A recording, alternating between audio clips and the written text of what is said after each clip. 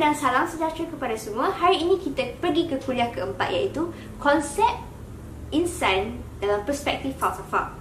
Bila kita lihat balik falsafah Greek silam dan falsafah timur, mereka ini menekankan konsep keagamaan, dan konsep ini telah ditelusuri untuk mencapai kebahagiaan ataupun kita bagi kesejahteraan hidup. Jadi Prof, Nurful nak tanyalah, bagaimana falsafah Greek silam dan juga falsafah timur ini menekankan konsep keagamaan, lalu ia diinterpretasi kepada kebahagiaan diri. Bagaimana untuk mencapai kebahagiaan? Boleh tak Prof terangkan? Ya, memang benar bahawa dalam sejarah falsafah, khususnya falsafah Greek silam dan juga falsafah ketimuran ataupun Oriental philosophy, sudah ada orientasi ke arah menggunakan pemikiran falsafah untuk mencari jalan bagaimana manusia dapat mencapai kebahagiaan dan kesejahteraan dalam kehidupan ini, ya. Jadi falsafah di situ bukan hanya berperanan untuk memikirkan tentang masalah-masalah metafizikal, epistemologi dan sebagainya, yang mana kecenderungan ini terdapat di dalam falsafah moden masa kini. Tetapi aspek-aspek kehidupan juga memainkan peranan penting di dalam bidang falsafah, ya. Dan dengan itu maka falsafah itu bukanlah sesuatu yang terpisah daripada kehidupan itu sendiri, ya. Kerana ia adalah relevan terhadap usaha manusia untuk mencari kebahagiaan. Kerana falsafah itu, kalau kita lihat dari sudut falsafah Greek, dianggap sebagai kecintaan terhadap hikmah, ya. Dan hikmah ini atau wisdom ini berkait rapat dengan cara kehidupan manusia. Kerana kalau kita mempunyai hikmah, sudah tentulah ini akan membantu kita menjalani hidup ini dengan lebih bermakna, ya. Dan bagaimanakah peranan falsafah ataupun bagaimanakah falsafah itu boleh memainkan peranan di dalam usaha manusia untuk mencari kebahagiaan atau kesejahteraan itu? Ada berbagai cara di mana kaitan itu dapat kita lihat, ya. Pertama, di dalam konsep insan itu sendiri, seperti yang dilihat di dalam sejarah falsafah, apakah yang dimaksudkan dengan insan dan apakah sifat insan itu sendiri, ya. Dan kefahaman tentang sifat insan itu sudah tentu dapat membantu kita ke arah mencari kesempurnaan di dalam kehidupan dan juga mencari apakah sifat-sifat insan yang mulia dan insan-insan yang sempurna dan sejahtera, ya. Dengan adanya pengetahuan seperti ini akan membantu atau membimbing kita ke arah menghadapi ataupun menjalani hidup yang lebih bermakna, kerana berpandukan kepada konsep insan seperti yang telah difikirkan oleh ahli-ahli falsafah, ya. Seperti yang dikatakan oleh Sokrates misalnya, dia kata, satu petikan dari Sokrates, "The unexamined life is not worth living." The unexamined life is not worth living. Bermaksud bahawa kehidupan ini, jika tidak direnungi dan jika kita tidak mencari apakah maknanya yang sebenar akan kehidupan itu, dan kita tidak menyoal akan tabiat-tabiat yang biasa kita punyai, dan tidak ada usaha untuk membetulkan keadaan yang silap di dalam apa yang kita amalkan, maka sudah tentulah kita tidak akan dapat mencapai kebahagiaan, ya. Jadi tumpuan kepada aspek kemanusiaan di dalam falsafah adalah satu cara di mana kebahagiaan itu boleh dicapai, ya. Dan tidak lupa juga, seperti yang saya katakan tadi, konsep kesejahteraan itu bukan saja terdapat dalam falsafah barat seperti dalam falsafah Greek, tetapi juga di dalam falsafah timur ataupun Oriental philosophy, seperti yang terdapat di dalam falsafah Islam, falsafah India dan juga falsafah Cina, ya.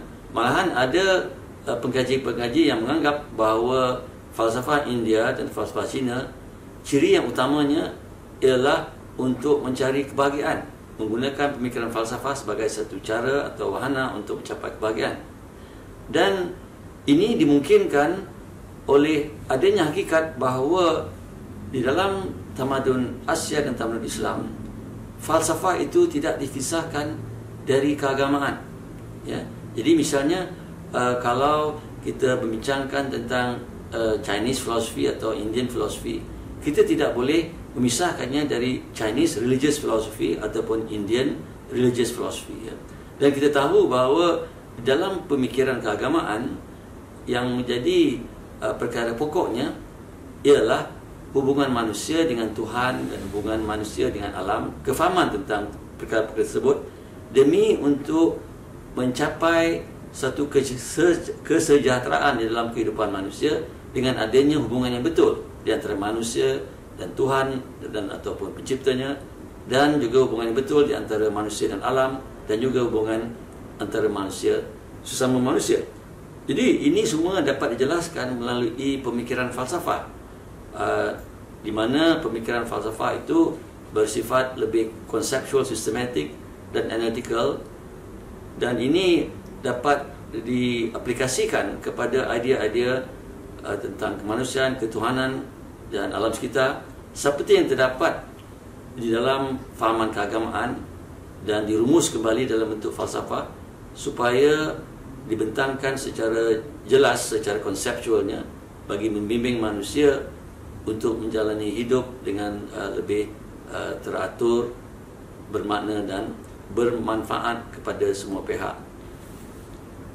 Dan kalau kita lihat juga ini adalah suatu jalan yang baik, ya, di dalam orientasi falsafah, kerana ia menjadikan falsafah itu relevan terhadap kehidupan manusia dan bukannya suatu bidang yang bersifat intelektual atau akademik saja yang tidak mempunyai nilai bagi menimbulkan suatu keadaan yang lebih baik bagi kehidupan manusia ke arah mencapai kesejahteraan dan kebahagiaan. Terima kasih Prof kerana dapat memberikan jawapan yang menarik. Baik Prof, Nurfa nak tanyalah, bagaimana konsep insan ini daripada perspektif tamadun Barat, tamadun Asia juga tamadun Islam? Boleh tak Prof tolong jelaskan? Baik, jadi soalannya ialah mengenai apakah konsep insan dan kemanusiaan di dalam tamadun-tamadun seperti tamadun Barat, tamadun Islam dan tamadun Asia. Memang betul bahawa pemikiran tentang insan dan kemanusiaan itu terdapat di dalam pelbagai falsafah, aliran falsafah yang dikaitkan dengan tamadun-tamadun yang tertentu. Ya. Jadi saya mulakan dengan konsep insan dalam tamadun Barat. Ya. Apakah konsep insan dalam tamadun Barat? Baik, di sini saya merujuk kepada pemikiran ahli falsafah Greek yang masyhur, iaitu Aristotle, di mana dia menganggap bahawa manusia itu ciri atau sifat utamanya ialah pemikirannya yang rasional ataupun akal fikirannya yang rasional. Ya. Jadi disebut di situ bahawa mengikut Aristotle dalam bahasa Inggerisnya, man is a rational animal. Ya. Manusia adalah insan ataupun kejadian yang berfikir. Ya. Manusia adalah kehidupan yang berfikir. Ya. Man is a rational being, or man is a rational animal. Ya. Jadi pemikiran rasional menjadi ciri utama kemanusiaan ataupun insan, seseorang insan itu. Ya. Ini yang membezakannya dari haiwan umpamanya ataupun dari alam jasad yang tidak bernyawa. Ya. Dan kebolehan berfikir secara rasional ini dikatakan satu keistimewaan yang dipunyai oleh manusia yang tidak dipunyai oleh kewujudan-kewujudan yang lain.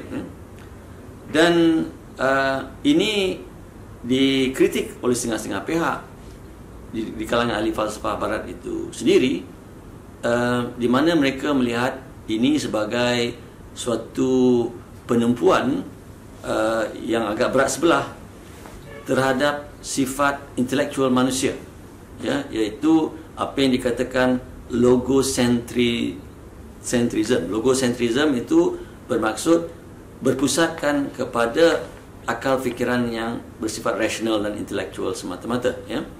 Dan apakah yang boleh kita kontrakan dengan konsepsi man as a rational animal ini? Kita boleh kontrakan dengan konsep yang ditimbulkan oleh seorang lagi ahli falsafah barat, Friedrich Nietzsche, seorang ahli falsafah Jerman, ya. Dan bagi Nietzsche, beliau mengatakan yang menarik tentang konsep insan atau kemanusiaan ini bukannya seperti yang dinyatakan oleh Aristotle yang bersifat logosentrik, kan? Tetapi yang menariknya adalah cerita-cerita ataupun sastra yang terdapat di dalam sastra Greek silam atau Greek kuno, di mana aspek-aspek kemanusiaan yang berteraskan bukannya akal fikiran yang rasional, tetapi berteraskan kepada emosi manusia yang mungkin tidak bersifat rasional. Jadi Nietzsche mengatakan bahawa Greek literature is interesting because it presents a different side of man. It gives us a picture of the dark side of humanity. Jadi di situ kita lihat bahawa konsep manusia sebagai insan yang berfikir itu dicabar oleh Nietzsche dan juga oleh ahli-ahli falsafah golongan counter enlightenment yang mencabar konsep man as a rational being dan man as having to adopt a scientific approach in life yang dianjurkan oleh golongan enlightenment di abad ke-18, ya. Dan golongan counter enlightenment menekankan aspek-aspek emosi dan intuitif di dalam kehidupan dan di dalam sifat insan itu sendiri. Jadi kita lihat di sini bahawa apa yang ingin saya sampaikan ialah konsep insan di dalam falsafah barat itu bukannya sesuatu yang bersifat sealiran ataupun monolitik, ya. Tetapi dalam falsafah barat juga terdapat kepelbagaian mengenai konsep insan, ya. Dan ini tidak termasuk lagi di dalam kalau dilihat dari sudut falsafah medieval barat zaman pertengahan, ya, di mana konsep manusia itu banyak dipengaruhi oleh fahaman agama, khususnya agama Kristian. Dan di situ konsep manusia itu sebagai makhluk Tuhan, sebagai ciptaan Tuhan yang seharusnya patuh kepada hukum-hukum Tuhan, itu ditekankan, iaitu perspektif keagamaan dalam menguraikan akan konsep dan sifat kemanusiaan itu. Jadi kita lihat terdapat pelbagai aliran, ya, mengenai konsep insan itu di dalam falsafah barat, ya. Dan ini tidak termasuk lagi kalau kita lihat dari sudut falsafah moden, umpamanya fahaman eksistensialis, ya, yang dibawa oleh ahli falsafah seperti Jean-Paul Sartre, Albert Camus dan sebagainya, yang menganggap bahawa manusia itu dilahirkan tanpa apa-apa panduan di dalam hidup, tanpa apa-apa sifat kerohanian yang bersifat semula jadi ataupun sudah sedia ada secara esensial. Tetapi dianggap bahawa manusia itu dilahirkan ke muka bumi ini dalam keadaan yang tidak mempunyai apa-apa sandaran, ataupun dalam bahasa mudahnya manusia yang bogel, ya, iaitu tidak ada apa-apa panduan di dalam hidup. Dan tugas manusia apabila berada di dunia ini ialah untuk mencari makna dalam kehidupannya sendiri, ya. Jadi ini adalah satu fahaman yang boleh dikatakan bersifat eksistensialis dan juga postmodernis, ya. Jadi di situ apa yang saya huraikan di sini ialah hanya kalau kita lihat tumpukan hanya pada satu tamadun saja, itu tamadun barat, sudah terlihat akan kepelbagaian itu, ya. Jadi konsep manusia ini, insan ini, bukanlah semudah yang mungkin kita fikirkan, di mana kita anggap mungkin di dalam tamadun barat ada fahaman A, kemudian tamadun timur ada fahaman B, ya. Tetapi sebaliknya yang ingin saya nyatakan di sini ialah di dalam sesuatu tamadun itu juga terdapat kepelbagaian dalam konsep insan mereka, ya. Baik, yang kedua, konsep insan dalam tamadun Islam. Apakah konsep Islam ataupun fahaman Islam mengenai konsep insan, ya? Dan di sini, oleh kerana Islam adalah satu agama, maka falsafah yang berteraskan kepada fahaman Islam itu mestilah berlandaskan kepada ajaran agama Islam itu sendiri dan kepercayaan di dalam agama Islam, ya. Dan di sini kita lihat bahawa agama Islam mementingkan konsep ketuhanan di dalam memahami tentang kehidupan ini, dan insan itu atau manusia itu tidak boleh dipisahkan dengan hubungannya dengan Tuhan. Untuk memahami insan dan kemanusiaan, kita mesti memahami Tuhan terlebih dahulu dan memahami apakah hubungan manusia dan Tuhan, ya. Kita tidak boleh meleraikan hubungan di antara manusia dan Tuhan dan manusia dengan alam dan jadikan konsep insan itu sebagai sesuatu yang berdiri sendiri, ya. Itu harus difahami, ya. Jadi kalau kita lihat dari sudut itu, kita akan faham bahawa di dalam Islam manusia itu adalah hamba Tuhan, hamba kepada Tuhan. Man is a servant of God, ya. Dan konsep hamba itu bermaksud ataupun membawa konotasi bahawa ianya tidak bebas, kerana hubungan antara hamba dan tuannya adalah satu hubungan yang boleh kita katakan sebagai berat sebelah, dalam arti kata bahawa manusia harus patuh kepada tuannya, iaitu Tuhan. Jadi sebagai hamba, dia tidak boleh melanggar peraturan yang telah ditentukan oleh tuannya, ya. Sebagai hamba, dia mesti mengikut apakah yang telah ditentukan ataupun apakah hukum-hukum yang telah ditentukan oleh Tuhannya, ya. Dan ini adalah konsep manusia sebagai hamba Tuhan. Man is a servant of God.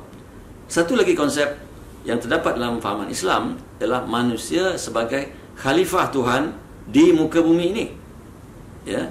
Jadi sebagai khalifah, dia cuma berfungsi ataupun berperanan sebagai wakil Tuhan, di mana Tuhan itu adalah bosnya dan dia cuma menjalankan amanah di muka bumi ini, memikul tanggungjawab sebagai pemegang amanah, tidak lebih dari itu.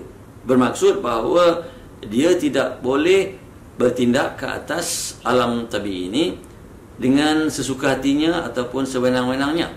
Kerana apa? Kerana sebagai pemegang amanah, dia harus akur akan apakah yang dikehendaki oleh Tuhan untuk manusia itu lakukan di muka bumi ini. Jadi terdapat kekangan-kekangan yang jelas dalam peranan manusia itu sebagai khalifah di muka bumi ini. Contohnya apa? Contohnya tentang bagaimana manusia itu harus bertindak ke atas alam sekitar. Jadi di sini sebagai wakil Tuhan di muka bumi, dia haruslah menjaga alam sekitar itu, ya, kerana alam sekitar itu cuma sesuatu yang dipinjamkan ataupun diamanahkan kepada manusia bagi kegunaan dan kepentingan manusia, ya. Tetapi manusia tidak mempunyai hak yang mutlak terhadap alam itu, kerana dia cuma sebagai ejen Tuhan, sebagai pemegang amanah, ya. Dan jika Tuhan menganggap bahawa alam itu haruslah dihormati ataupun diperlakukan dengan secara yang baik dan tidak melampaui batas, maka manusia tidak harus melanggar peraturan itu, iaitu dia tidak boleh melampaui batas, ya. Tetapi apa yang terdapat sekarang ini ialah manusia telah melampaui batas dengan bertindak ke atas alam itu dengan secara agresif sekali untuk memenuhi keperluan dan juga nafsunya terhadap kehidupan yang kononnya lebih selesa dan sebagainya, ke arah menggunakan sumber-sumber alam dengan secara tidak bertanggungjawab kadang-kala, hingga menimbulkan masalah-masalah seperti masalah alam sekitar dan sebagainya. Jadi itu timbul kerana manusia tidak memainkan peranannya sebagai insan dalam konsep Islam, yang mana ianya cuma sebagai khalifah ataupun pemegang amanah, ya. Baik, seterusnya konsep insan dalam tamadun Asia, ya. Di sini saya ambil secara ringkas, ya, dua tamadun, iaitu tamadun India dan tamadun China. Dan bagi tamadun India, kita lihat bagaimana manusia itu dilihat dari perspektif keagamaan, iaitu agama Hindu, ya. Dan dalam agama Hindu, manusia itu dianggap sebagai suatu kejadian yang mempunyai roh, ya, ataupun disebut sebagai Atman di dalam fahaman Hindu, di mana idealnya adalah untuk Atman itu, iaitu the individual soul itu bergabung dengan Brahman, mungkin boleh dianggap sebagai alam ketuhanan ataupun the divine di sini. Dan juga terdapat konsep kelahiran semula di dalam fahaman Hinduisme, di mana bentuk dan sifat di mana manusia itu dilahirkan semula bergantung kepada apa yang dilakukannya di muka bumi ini di dalam kehidupannya sekarang ini, ya. Jadi jika dia melakukan kebaikan di dalam hidupnya pada masa kehidupan yang ada sekarang ini, maka dia akan mendapat balasan yang baik dan dilahirkan semula dalam bentuk yang lebih baik. Sekiranya ia melakukan kejahatan, maka ia akan dilahirkan dalam bentuk yang lebih rendah martabatnya daripada manusia, ya, seperti haiwan dan sebagainya. Jadi ini konsep insan yang mempunyai unsur metafizikal dan juga etika. Metafizikal dalam arti kata ia menganjurkan konsep kelahiran semula, rebirth, ya. Dan etika dalam arti kata bahawa ia menganjurkan akan apakah tindakan yang harus dilakukan oleh manusia untuk mencapai darjat yang lebih tinggi, iaitu untuk mencari kesejahteraan dalam hidupnya. Dan satu lagi fahaman yang boleh kita kaitkan dengan tamadun India, ataupun mungkin di dalam kes ini melintasi batas India dan China, iaitu fahaman Buddhisme, ya. Dan yang menariknya tentang fahaman Buddhisme ini ialah ianya salah satu agama yang tidak mempunyai konsep ketuhanan, ya. Dan juga konsep insannya agak berbeza sedikit kerana ia menganggap bahawa konsep self ataupun diri itu ataupun aku itu tidak wujud, ataupun diri manusia itu sebagai sesuatu yang kekal, ya, yang berasingan, mempunyai identiti yang asing, berasingan dan kekal. Itu ditolak dalam fahaman Buddhisme, ya. Dan Buddhisme juga mempunyai konsep bahawa kehidupan ini adalah kesengsaraan dan penderitaan, ya. Jadi mungkin dianggap setengah-setengah pihak sebagai suatu pandangan yang agak pesimistik, ya, tetapi bagi fahaman Buddhisme ini adalah realiti kehidupan, ya. Iaitu manusia itu akan sentiasa menghadapi penderitaan dan kesengsaraan, dan ini adalah keadaan semula jadi kehidupan manusia, ya. Tetapi ini tidak bermakna bahawa manusia tidak boleh melakukan apa-apa untuk memperbaiki keadaan ini, ya. Manusia juga boleh melakukan sesuatu untuk membebaskan atau melepaskan dirinya daripada ikatan penderitaan dan kesengsaraan, ya. Bagaimana caranya? Iaitu dengan menghadapi ataupun memahami apakah realiti sebenar kehidupan ini dan berlaku ataupun bertindak mengikut realiti itu, ya. Apa yang dimaksudkan dengan konsep ini? Iaitu bagi seorang Buddha ataupun bagi seorang penganut agama Buddha, mereka menganggap bahawa tidak ada sesuatu yang kekal di dalam dunia ini, ya. Everything is in a state of impermanence or in state of flux. Semuanya akan berubah dari satu keadaan kepada keadaan yang lain. Tidak ada yang kekal, ya. Jadi apabila manusia bergantung, ya, ataupun mempunyai kecintaan yang berlebihan terhadap sesuatu itu, sedangkan sesuatu itu tidak kekal, maka sudah tentulah apabila keadaannya berubah ataupun sesuatu yang mana ia mengharapkan kasih sayang ataupun mengharapkan kebaikan darinya itu berubah, maka ia akan mengalami suatu keadaan kesengsaraan ataupun penderitaan, ya. Jadi bagi fahaman Buddhis, untuk mengelak dari kesengsaraan, seseorang itu tidak harus mempunyai pergantungan ataupun attachment terhadap dunia ini, terhadap benda, terhadap manusia juga, terhadap pangkat, terhadap kekayaan dan sebagainya, kerana semua ini dianggap tidak kekal. Jadi bergantung kepada sesuatu yang tidak kekal akan membawa kekecewaan, ya. Dan ada juga prinsip-prinsip etika yang lain seperti terdapat dalam Eight Noble Truth dan Eightfold Path dan sebagainya, yang bertujuan untuk membebaskan diri manusia dari kesengsaraan. Ya. Dan di sini pembebasan yang dimaksudkan ialah pembebasan di dalam setiap kelahiran semula. Ya, kerana selagi manusia itu tidak mencapai kesempurnaan, dia tidak akan dapat mencapai peringkat nirvana, iaitu peringkat yang paling tinggi di mana tidak ada lagi kesengsaraan. Ya, selagi manusia itu tidak mencapai nirvana, ia akan dilahirkan semula dan akan mengalami semula kitaran kesengsaraan. Ya. Jadi tujuan kehidupan adalah untuk mencapai taraf ataupun martabat peringkat nirvana itu. Ya. Baik, kita beralih kepada fahaman falsafah Cina mengenai insan. Ya. Dan di dalam hal ini ada dua aliran utama dalam falsafah Cina, iaitu aliran Confucianisme yang pertama dan kedua aliran Taoisme. Ya.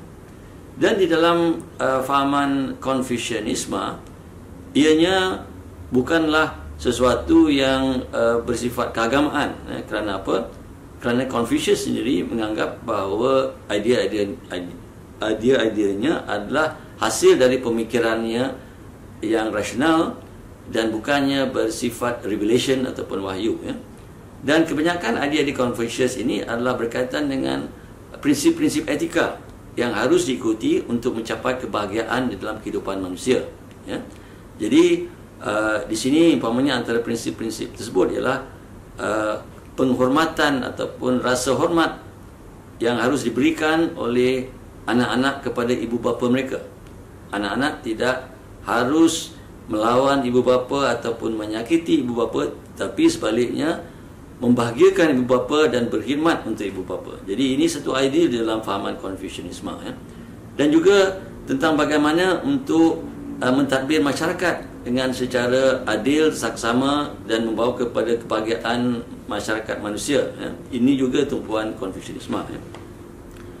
Satu lagi fahaman yang dikaitkan dengan falsafah Cina ialah fahaman Taoisme. Ya. Dan apakah fahaman atau pandangan Taoisme terhadap konsep insan, ataupun apakah yang dilihat sebagai manusia ataupun ciri-ciri manusia itu mengikut fahaman Taoisme. Ya. Dan di dalam hal ini kita harus faham bahawa manusia itu haruslah dilihat di dalam konteks hubungannya dengan apa yang disebut sebagai Tao di dalam fahaman Taoisme, di mana Tao ini adalah sesuatu yang tidak boleh dilihat ataupun disamakan dengan apa-apa kewujudan yang ada, dan tidak boleh diberikan satu gambaran yang jelas. Ya.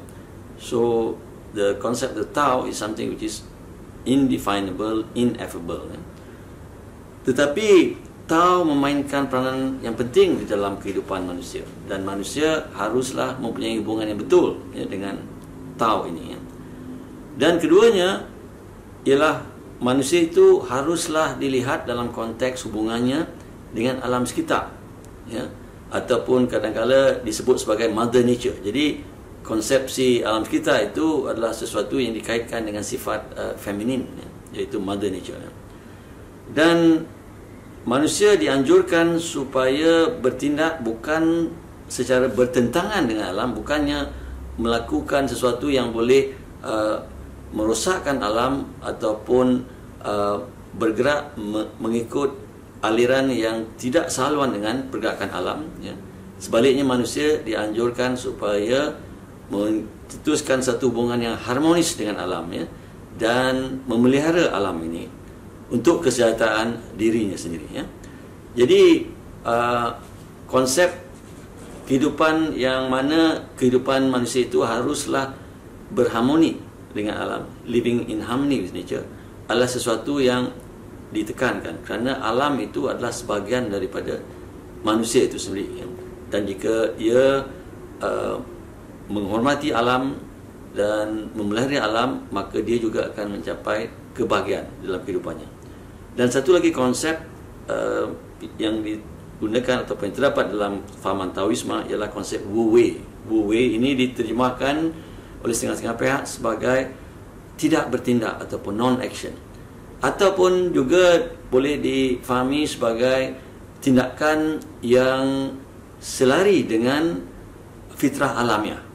Ya, jadi ini satu interpretasi yang saya rasa lebih munasabah, kerana kalau kita fahami sebagai non-action ataupun seolah-olah tidak melakukan apa-apa tindakan, ini seolah-olah menggambarkan bahawa fahaman Taoisme itu adalah satu fahaman yang fatalistik ataupun hanya menyerahkan diri kepada keadaan tanpa mengambil apa-apa tindakan bersendirian. Tapi itu saya rasa bukannya fahaman yang sebenar dalam konsep Wu Wei.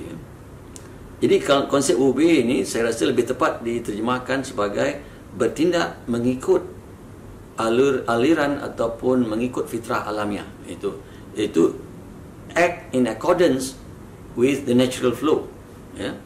Dan untuk itu manusia haruslah tidak meletakkan kepentingan dirinya ataupun egoismenya di dalam melakukan sesuatu tindakan itu. Jadi hubungan manusia dengan alam dan kefahaman tentang sifat manusia dan hubungannya dengan alam itu adalah penting di dalam fahaman Taoisme.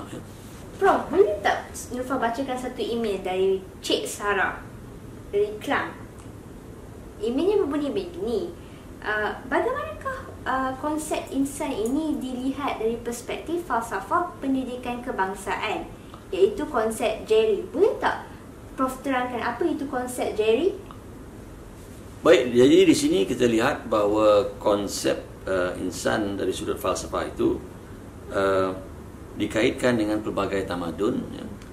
Dan ianya adalah satu konsep yang lebih luas daripada konsep yang terdapat di dalam pemikiran René Descartes di abad ke-17, yang hanya menghadkan skop insan atau konsep insan itu kepada sesuatu yang dibahagikan kepada dua bentuk, iaitu jasad dan roh ataupun jasad dan nyawa, di mana tidak ada gabungan ataupun hubungan yang jelas di antara keduanya, ya. Dan di sini kita cuba lihat pula dari sudut kebangsaan ataupun sudut lokal, ya, berhubung dengan konsep insan itu. Apakah terdapat fahaman falsafah mengenai konsep insan yang boleh kita kaitkan dengan keadaan tempatan, ya? Dan di dalam hal ini saya ingin menarik perhatian kepada konsep insan seperti yang telah dijelaskan di dalam falsafah pendidikan kebangsaan, iaitu konsep insan sejahtera, ya.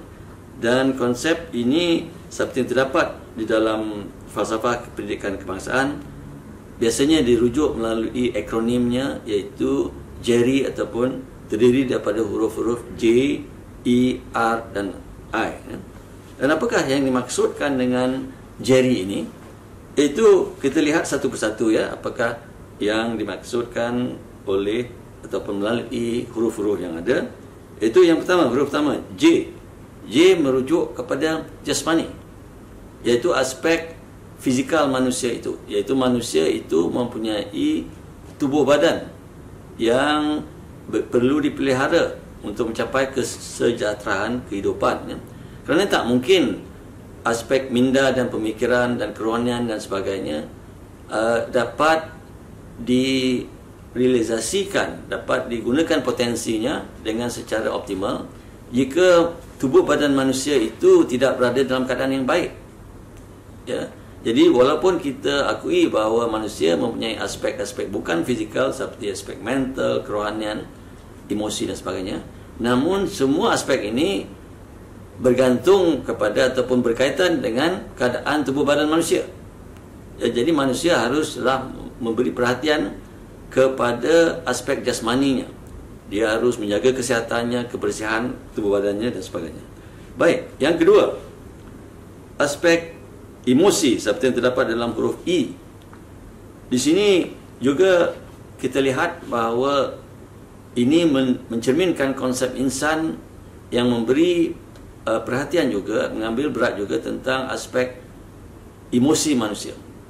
Jadi kita lihat bahawa manusia itu bukan hanya merupakan entiti yang berfikir seperti yang dikatakan oleh Aristotle, man is a rational animal, tetapi man is a being with emotions and feeling seperti yang dijelaskan oleh falsafah counter enlightenment, ya.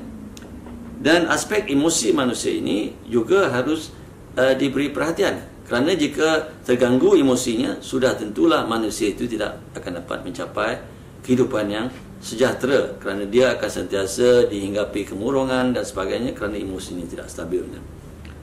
Yang ketiga iaitu huruf R, yang ditandakan oleh huruf R, itu aspek rohani ataupun kerohanian, ya.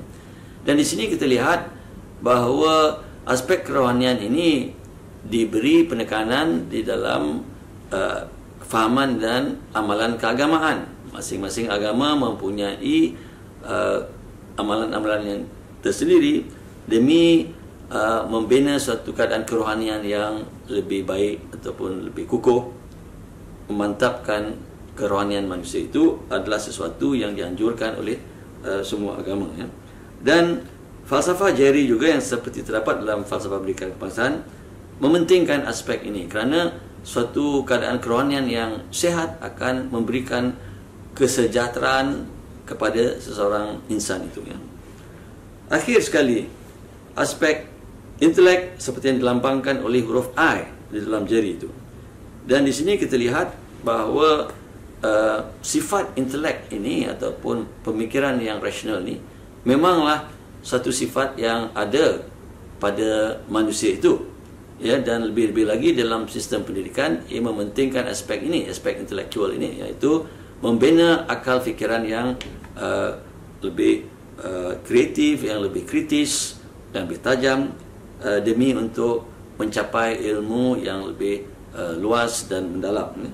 Jadi aspek intelek manusia itu juga diakui sebagai satu ciri penting dalam sifat ataupun di dalam kehidupan manusia itu, dan harus diberi perhatian. Dan dalam sistem pendidikan pada hari ini sudah semestinya ini diberi penekanan kerana kepentingannya bagi pembelajaran dan proses pengajaran ilmu di sekolah-sekolah dan juga di universiti. Jadi itulah yang dimaksudkan dengan Jerry itu, dan apakah aspek falsafah yang terkandung dalamnya seperti yang telah saya jelaskan tadi. Prof, Nurfa nak tanyalah, bagaimana konsep insan sejahtera ini dapat memainkan peranan untuk menghadapi cabaran-cabaran dalam kehidupan kita? Boleh tak Prof terangkan?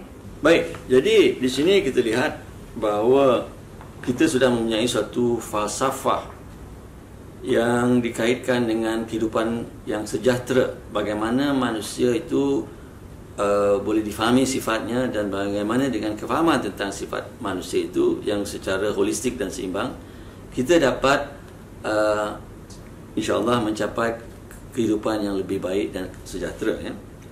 Tetapi bagaimana pula tentang persoalan cabaran-cabaran yang dihadapi oleh manusia dalam kehidupannya sehari-hari di dalam dunia kontemporari ini, dalam keadaan kehidupan moden pada hari ini, ya. Sama ada di peringkat lokal, peringkat kebangsaan ataupun peringkat yang lebih global, ya.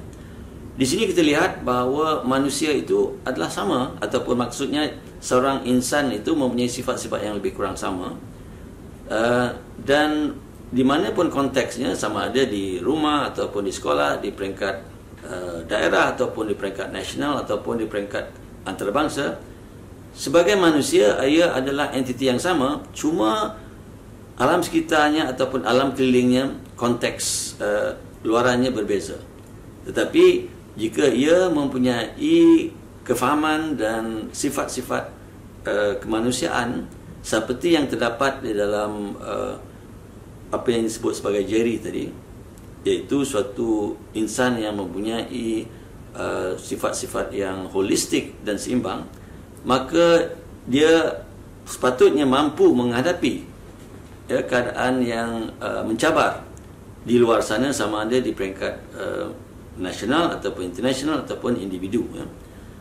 Kerana jika dia memberi pertimbangan yang saksama, ya, kepada aspek pemikiran rasional atau intelektualnya, kepada emosi dan keadaan kerohaniannya, dan kepada tubuh badannya, menjaga kesehatannya, maka dia akan berada dalam kedudukan yang baik untuk menangani apa jua cabaran yang dihadapi, ya. Kerana cabaran-cabaran yang dihadapi itu tidak boleh tidak akan terbit dari salah satu aspek tersebut, iaitu sama ada cabaran itu bersifat fizikal, iaitu jasmani, cabaran kepada jasmani, ataupun ia cabaran kepada pemikiran seseorang itu, iaitu daya intelektualnya dicabar melalui umpamanya keadaan di mana dia bekerja dan harus menyelesaikan masalah-masalah dengan menggunakan pemikiran yang rasional dan kreatif. Jadi jika dia sudah menyediakan dirinya dari aspek intelektual, dia akan dapat menghadapi keadaan itu. Dan juga jika cabaran yang dihadapinya adalah berbentuk emosi, maksudnya itu dia menghadapi tekanan luar, sama ada di pejabatnya ataupun di tempat kerjanya ataupun di dalam hubungan perniagaannya dan sebagainya. Ini semua merupakan cabaran ke atas emosinya, ya. Dan jika emosinya dapat dikendalikan dengan baik, maka sudah tentulah sama ada dia berada di sekolah ataupun bekerja di syarikat ataupun bekerja dengan kerajaan, dia akan dapat mengawal keadaan dan mewujudkan satu keadaan yang stabil, bukan saja pada dirinya tetapi pada organisasi di mana dia bekerja, ya. Baik, aspek yang seterusnya iaitu kerohanian, ya. Dan jika manusia itu atau seorang insan itu adalah mantap dari segi kerohanian, maka dia akan mempunyai kekuatan dalaman yang begitu berguna sekali untuk menghadapi tekanan-tekanan psikologi dan tekanan-tekanan luaran yang bersifat emosi dan sebagainya, kerana kerohani sudah mantap.